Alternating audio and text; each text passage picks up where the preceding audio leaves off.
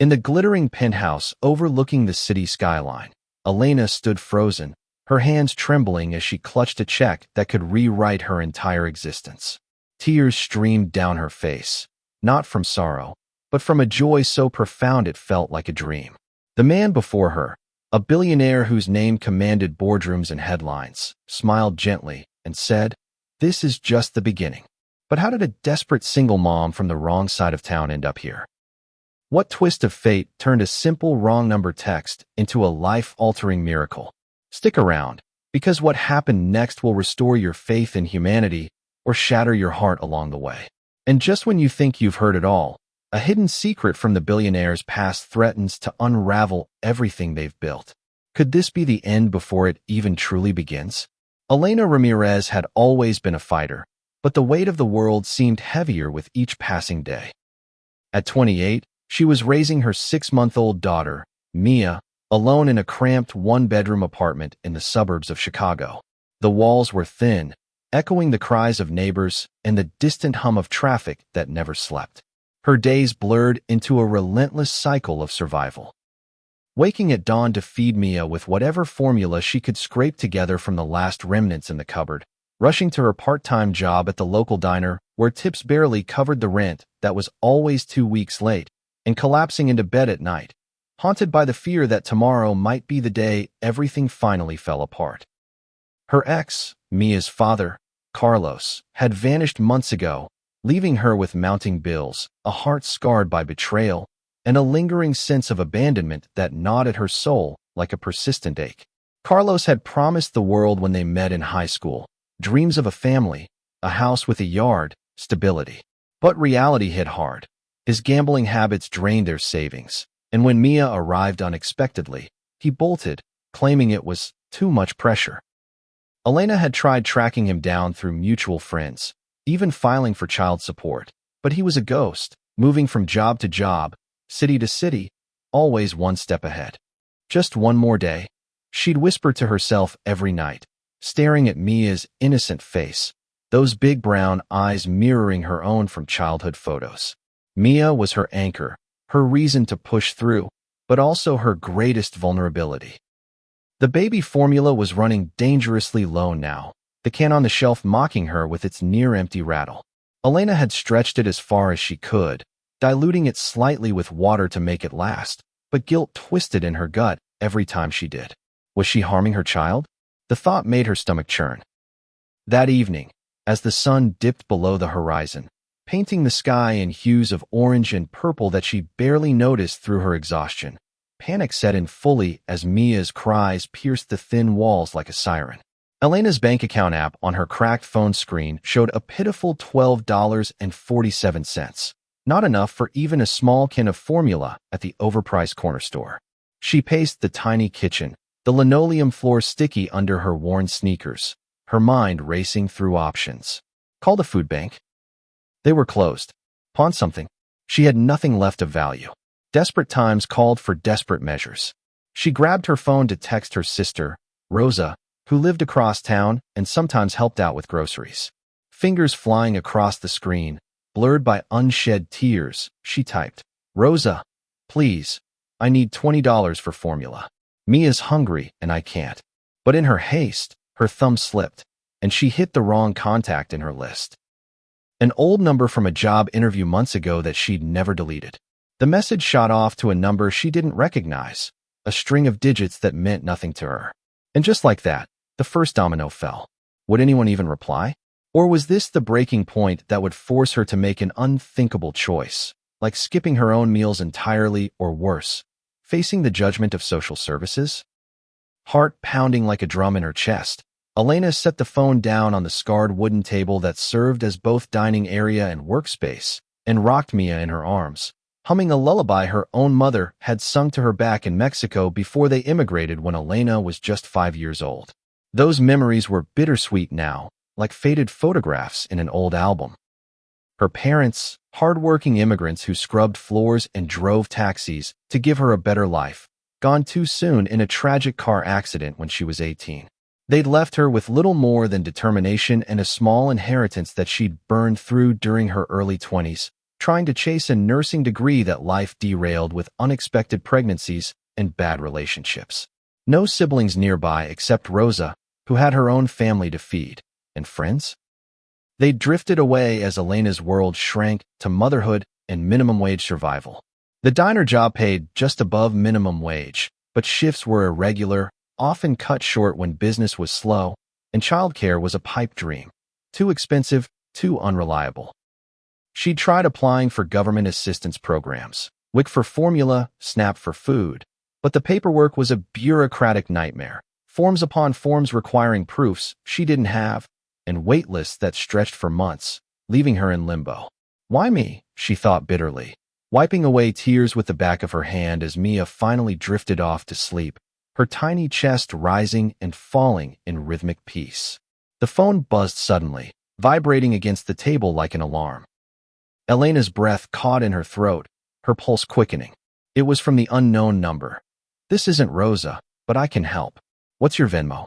Her world tilted on its axis. Who was this stranger? A scam artist preying on the vulnerable? Or something inexplicably real?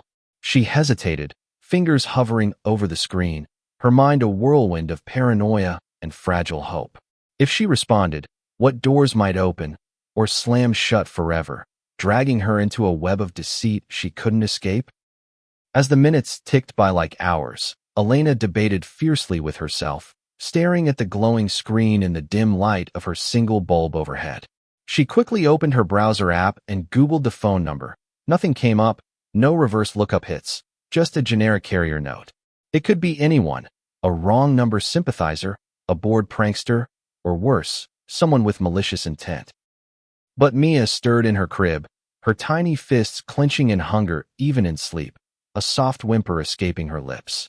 That sound broke Elena's resolve. Swallowing her pride like a bitter pill, she typed back, "Who is this? I think I texted the wrong person. Sorry to bother you."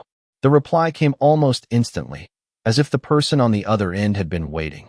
"No worries at all. My name's Alex Thorne. I saw your message and couldn't just ignore it. Send me your details. I'll transfer $50 right now to get you through." Alex Thorne? The name rang a distant bell in Elena's memory, like something from a news headline she'd skimmed while waiting tables. Her fingers flew to search it on her phone. Alex Thorne, tech billionaire, founder of Thorne Innovations, a powerhouse company revolutionizing renewable energy solutions with solar tech and AI-driven grids. Net worth in the billions, featured in Forbes, TED Talks, the works. Philanthropist, innovator, but reclusive. Rarely in the tabloids for scandals. Why on earth would someone like him respond to a stranger's desperate plea? Suspicion warred with a budding hope in her chest, her breath coming in short gasps. Was this an elaborate prank, some viral social experiment? Or the lifeline she so desperately needed? She sent her Venmo handle, her heart hammering against her ribs like a trapped bird. Moments later, the notification chimed. $50 received from Alex Thorne. Relief flooded her, warm and overwhelming. But then another message popped up. "That's just for now. Tell me more about your situation if you're comfortable. Maybe I can do more than a quick fix." Elena's heart hammered louder. This couldn't be happening. What if he wanted something in return? Personal information, favors, or something darker? The uncertainty gnawed at her like a relentless itch, building to a fever pitch as she stared at the screen, wondering if this was the start of salvation. Or a dangerous trap that could cost her everything she held dear. The next morning dawned gray and overcast, mirroring Elena's swirling emotions as she woke to Mia's gentle coos from the crib. The formula crisis was averted for the day. She'd rushed to the corner store at first light, using the unexpected windfall to buy a full can, the weight of it in her hands feeling like a small victory. As she mixed a bottle in the tiny kitchenette, the scent of powdered milk filling the air, her mind replayed the bizarre exchange from the night before.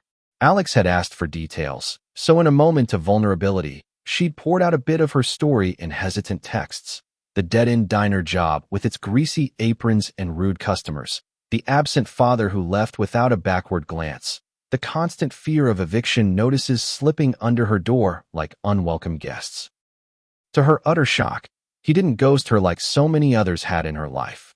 Instead, his replies came thoughtful and empathetic, I've been there in my own way, Elena. Grew up dirt poor in Detroit, scraping by on food stamps and hand-me-downs. Bootstrapped my way up through sheer grit. Let's hop on a quick call if you're open to it. A phone call with a billionaire?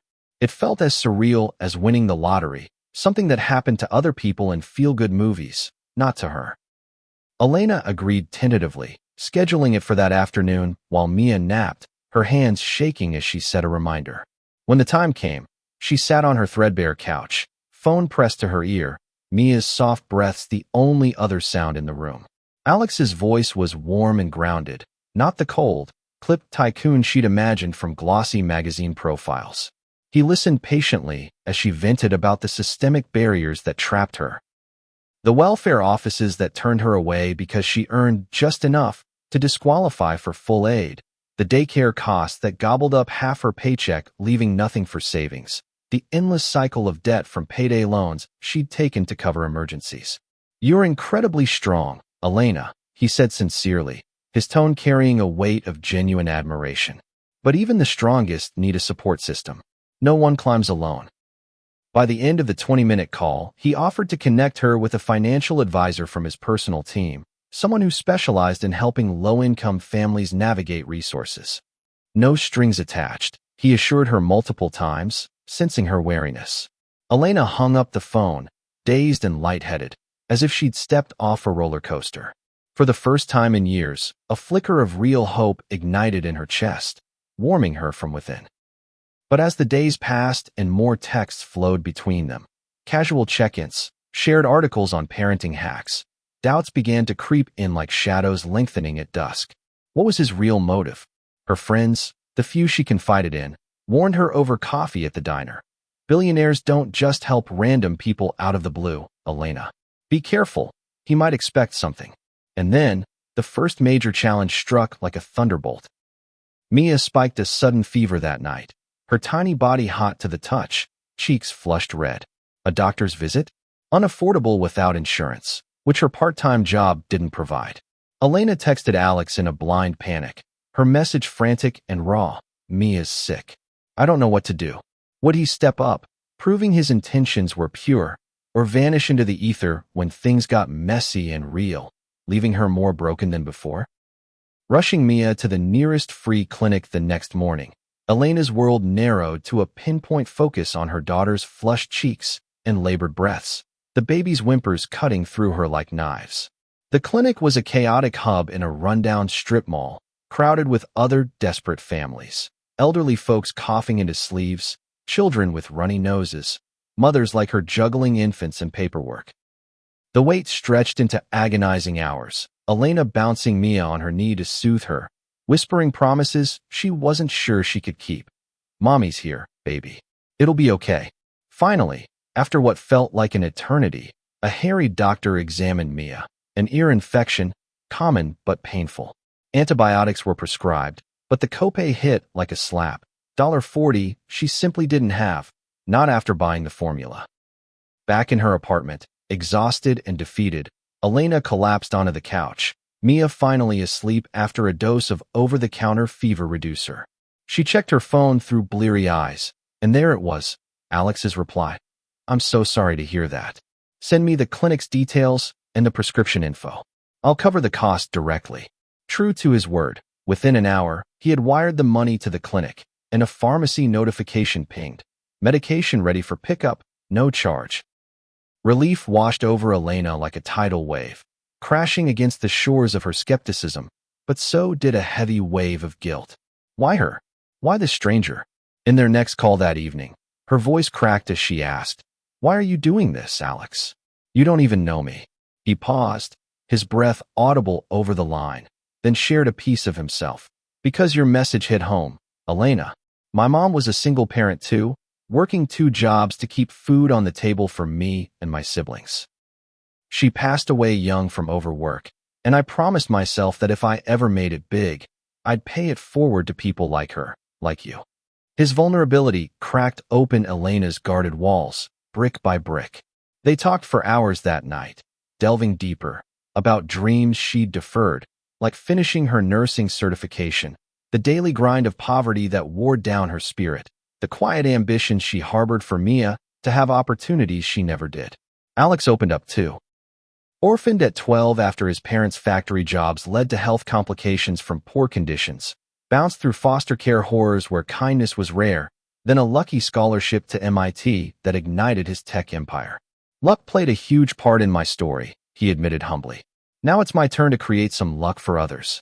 Emboldened by his sincerity, he offered Elena a part-time remote job at Thorn Innovations. Simple data entry to start, with flexible hours around Mia's schedule, and full benefits including health insurance. Start small, no pressure, he said. Elena accepted, her voice trembling with gratitude and terror, thrilled at the prospect but terrified of failing or being exposed as inadequate.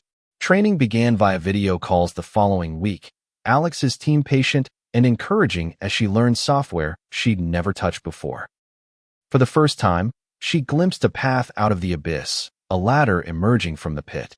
But shadows loomed larger than ever. Her ex, Carlos, resurfaced out of nowhere, hearing vague whispers of her good fortune through the grapevine of old acquaintances. He called one night, his voice slurred from drink. Heard you're cozying up to some rich guy. I want in on that. In custody of Mia if you're unstable. Court papers arrived days later, a summons for a hearing, threatening to rip Mia from her arms on fabricated claims of neglect. Elena confided in Alex during a tearful call, her voice breaking like glass. I can't lose her, Alex. She's all I have. His response was immediate and firm. You won't. We'll fight this together. But as lawyers got involved and depositions loomed, a bombshell exploded into their lives. Carlos, desperate and vindictive, leaked twisted details to a tabloid reporter, accusing Alex of ulterior motives, painting their innocent connection as something sordid. The media frenzy ignited overnight. Headlines screamed, Billionaire's secret affair with struggling single mom. Wrong text leads to scandal. Elena's phone exploded with notifications, reporters hounding her at the diner, flashing cameras in her face as she shielded Mia.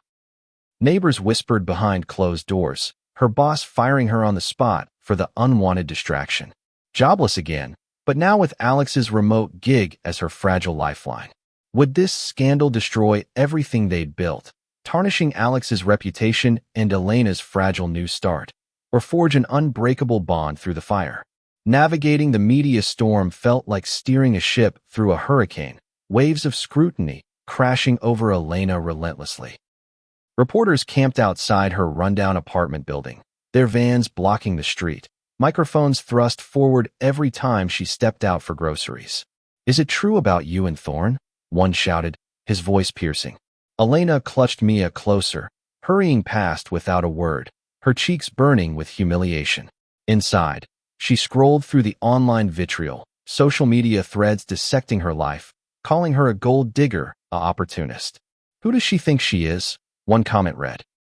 It stung, reopening old wounds of self-doubt. Alex, from his sleek office in downtown Chicago, hired a top PR firm to quash the rumors swiftly. They released statements, logs of their texts, and calls as evidence of pure philanthropy. No romance, just compassion. Mr. Thorn is committed to uplifting communities, the press release stated. In court, the custody battle unfolded in a sterile courtroom. Elena's hands clasped tightly under the table as Carlos smirked from across the room, his lawyer painting her as unfit. Alex testified via video link, his presence commanding even through the screen. Elena is a dedicated mother actively building a better life for her child. I've seen her resilience firsthand. The judge, a stern woman with kind eyes, ruled decisively in Elena's favor. Full custody awarded. Carlos ordered to pay back child support he'd evaded for months. Victory tasted sweet, like the first bite of a long-denied treat, but the emotional toll was immense. Elena battled waves of anxiety, nights spent staring at the ceiling, questioning her worth. I'm just a nobody from the projects, she confessed to Alex in a late-night text. His reply lit up her screen. No, Elena, you're a survivor, and survivors inspire worlds. To prove it, he invited her to a company retreat in the rolling hills outside the city, not as a mere employee, but as a guest speaker. Share your story with my team, he urged. It'll empower them, and you. Terrified, Elena prepared meticulously, Practicing her speech in front of Mia's crib, the baby's gurgles her only audience. She wrote and rewrote, pouring in details of her struggles. The evictions she'd narrowly dodged by begging landlords for extensions, the meals skipped so Mia could eat, the nights when hunger cries echoed her own empty stomach. The day of the retreat arrived, a sleek conference center with glass walls overlooking manicured lawns. Elena stepped onto the stage in a simple dress she'd borrowed from Rosa, her knees wobbling, voice shaky at first. "I was one wrong text away from giving up entirely," she began, her words gaining strength as she recounted the raw truths, the isolation of single motherhood, the shame of asking for help, the spark of hope from an unexpected reply.